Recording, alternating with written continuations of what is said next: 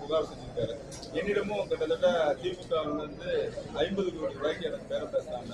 அதே மாதிரி இன்னும் தொடர்ந்து பேரம் பேசப்பட்டது. உங்களுக்கு எதுவும் அது மாதிரி போன் வந்துச்சா?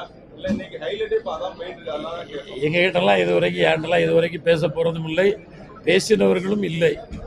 எங்ககிட்டலாம் பேச மாட்டாங்க. புரட்சி தளபதி விஜய் அவர்களுடைய தொண்டர்கள் துட்டுக்காகவும் பணத்திற்காகவும் எந்த சூழ்நிலையிலும் ஒரு சட்டமன்ற உறுப்பினர் கூட விலைக்கு வாங்க முடியாது. 1000 கோடி கொடுத்தாலும் இனி ஒரு தலைவனை இந்த தமிழ்நாடு இப்படிப்பட்ட ஒரு மாசில்லாத ஆட்சி நடத்துகின்ற ஒரு தலைவனை தமிழ்நாடு பெற்றிருக்கிறது என்றால் அது ஆண்டவன் கொடுத்த வரம்.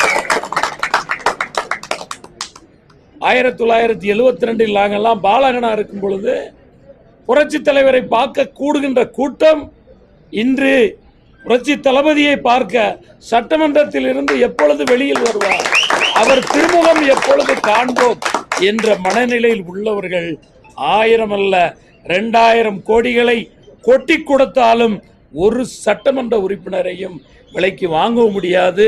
அவர்களால் எந்த சூழ்நிலையிலும் ஆட்டவோ அசைக்கவோ முடியாது.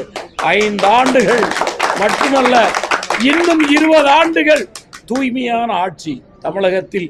காமராஜர் மறைந்த பின்பு மீண்டும் ஒரு காமராஜர் அந்த இடத்தில் இருந்து ஆட்சி செய்கிறார், மீண்டும் ஒரு எம்ஜிஆர் ஆட்சி செய்கிறார், மீண்டும் ஒரு பேரறிஞர் அண்ணா ஆட்சி செய்கிறார், மீண்டும் புரட்சி தலைவி அம்மா ஆட்சி செய்கிறார் என்றுதான் இன்று மக்கள் பேசப்பட்டு கொண்டிருக்கின்றார்கள். ஆகவே மக்கள் அவர் பக்கம். நாளை தேர்தல் வந்தாலும் 234 இடங்களிலும் தமிழக வெற்றி கழகம் போட்டியிட்டால் தன்னந்தனியாக 234 தொகுதிகளில் வெற்றி பெறும் என்பதுதான் இன்றைய நிலை. ஆனால் அப்படி அல்ல, சமூக நீதி பாதுகாக்கப்பட வேண்டும். 7 அமைச்சர்கள் அங்க இருக்காங்க. ஜாதி மதம் எதுவுமே இல்லை.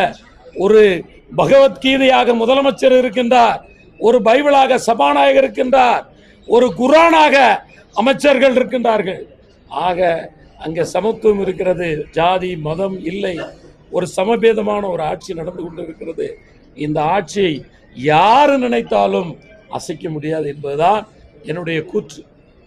சேர்ந்த சட்டமன்ற உறுப்பினர் ஒவ்வொரு மணல் லாரிக்கும் 300 ரூபாய் வாங்குறாரு. அதனாலதான் அவருக்கு கடந்த சில தினங்களுக்கு முன்பு கூட அந்த வாகனத்தை வைத்து ஏதோ அவர் தாக்கப்பட்டதா ஒரு தகவல் சொன்னாங்க. அண்ணன் மீதே ஊழல் வழக்கு இருந்துச்சு. அண்ணன் அனிதா ராஜகிருஷ்ணன் ஊழல் வழக்கு இருந்துச்சு. அவர் ஊழல் வழக்கு இப்ப சமீபத்தில் தானே விடுதலை பெற்றாரு. அவர் மேல வழக்கு இல்லாமல இருக்கு. அவரை கொஞ்சம் வாயை குறைச்சு பேச சொல்லுங்க. தான் எங்கிருந்து வந்தோம், எப்படி வந்தோம், 2009 பா கருணாநிதி நீ எப்படி வந்து நகராட்சியை தொடங்கி வைக்கிறாய் பார்க்கலாம் என்று சொன்னவர் 10 நாட்களில் திராவிட முன்னேற்ற கழகத்தில் இருந்தது வரலாறு.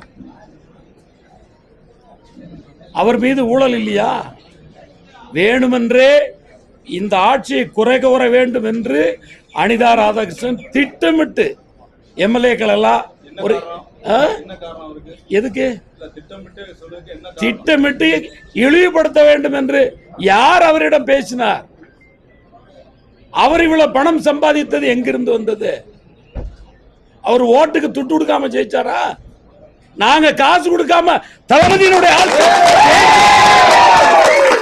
தேர்தலில் பணம் கொடுக்காமல் அவரால் சொல்ல முடியுமா? அனிதா நான் பணம் கொடுக்கவில்லை, பணம் கொடுக்காமல் வெற்றி பெற்றேன் என்று சொல்ல முடியுமா?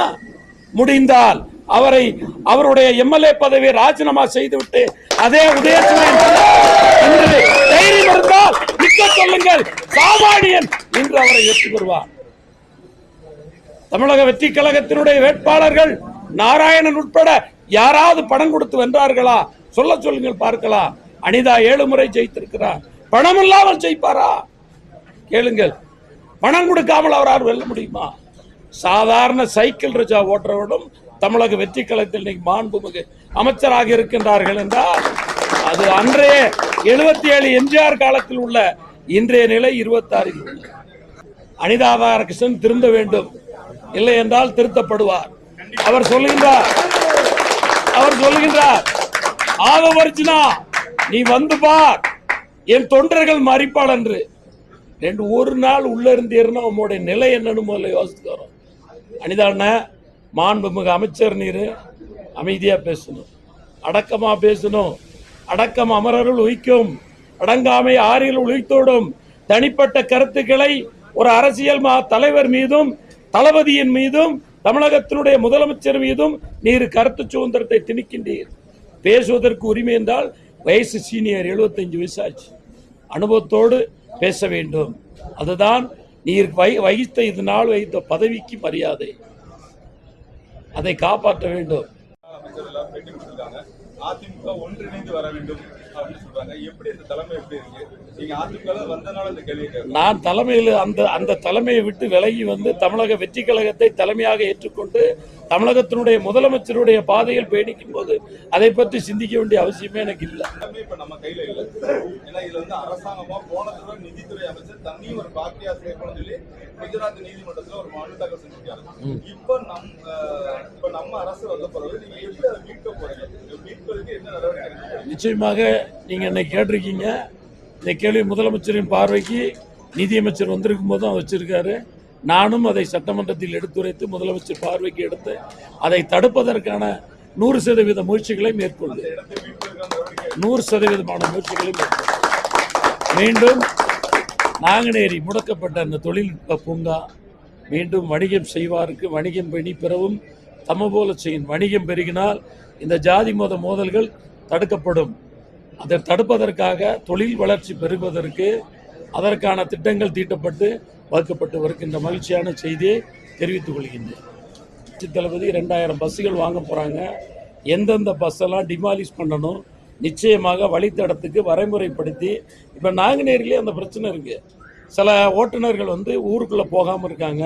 அதெல்லாம் வரைமுறைப்படுத்தி நாங்கள் லிஸ்ட்டு கேட்டிருக்கோம். சட்டமன்ற உறுப்பினர்கள் வரைமுறைப்படுத்தி இந்தந்த பஸ் இந்தந்த தடத்தில் இயங்கும் என்பதை உறுதியாக கேட்டிருக்கோம். அதனால் நிச்சயமாக ஒரு 30 தினங்களுக்குள் நிச்சயமாக அது சரி செய்யப்படும், படிப்படியாக சரி செய்யப்படும். அதில் மாற்று கருத்து கிடையாது. கடந்த முறை பார்த்தீங்கன்னா கிசானா சாகுபடிக்கு இங்க இருந்து நாங்குநேரி சட்டமன்ற தொகுதிக்கு மட்டும் தண்ணி இல்லாம ராதாபுரம் தொகுதிக்கு கொண்டு சென்றதா விவசாய குற்றம் சாட்டினாங்க. இந்த முறை அப்படி கொண்டு போக முடியாது ராஜா, போக முடியாது. இந்த முறை போன முறை அது உயர்ந்த மனிதன் அண்ணன் இருந்தாரு, அது அதிகாரம் மிஸ்யூஸ் பண்ணப்பட்டது. இந்த முறை அண்ணன் ரெட்டியார்பட்டி நாராயண நாங்குநேரி சட்டமன்ற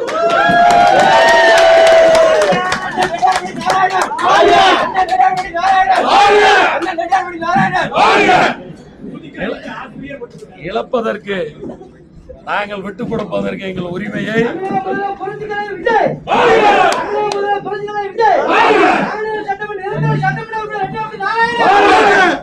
எங்களுடைய உரிமையை போன முறை அதற்கு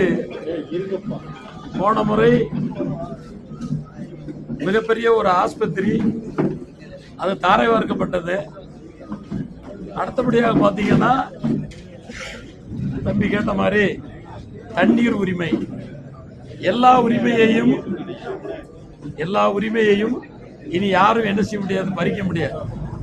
மாற்று கருத்து எப்படி அரசு இதழில் ஜீவோ உள்ளதோ அதுபடி நாங்குநேரி உரிமையை நிச்சயமாக நாங்கள் யாருக்கும் விட்டு கொடுக்க மாட்டோம். அதே மாதிரி பிறருக்கு இருக்கின்ற உரிமையை நாங்கள் பறிக்க நினைக்க மாட்டோம். சட்டப்படி கடமையை செவ்வனே செய்வோம், மாற்றுக்கிறது கிடையாது. சொல்லுங்க.